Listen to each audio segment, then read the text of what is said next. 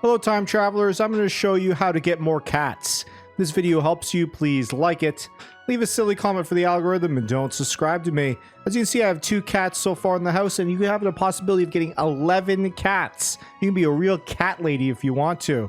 So I'll show you how to do it. First, we're going to go into the square, and then we got to get 80 points, silver points. Let's see how many silver points I have right now. This guy will actually tell you. I only got 48.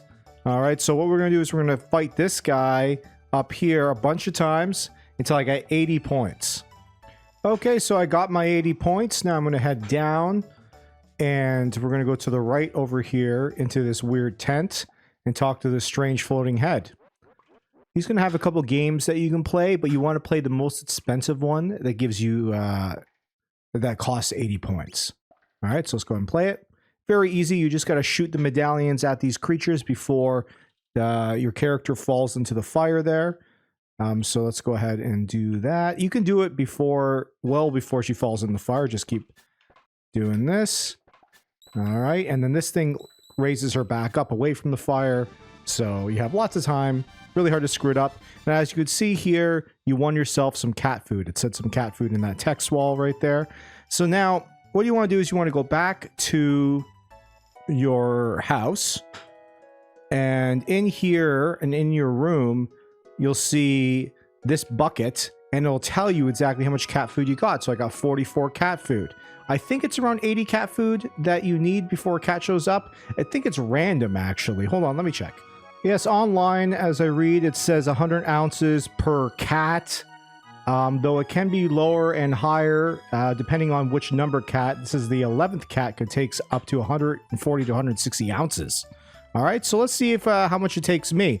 I'm gonna go ahead and do that 80 point contest twice and see if that results into more cats for me. Though I also read that if you leave the fair, every time you do get some cat food to check your cat food, it'll actually have less cat food. So I'm gonna get cat food twice here, because every time I did it before, I got 22 cat food. I would get my cat food, go check, see how much it was. It was 22 each time. But I'm going to get 2 things of cat food this time. And I know I had 44 when I checked before. Let's see how many I have this time. All right, so I just got 2 more things of cat food from that guy. Let's go ahead and see what we got. We still only got 2 cats. Let's see what the cat food levels are. 87.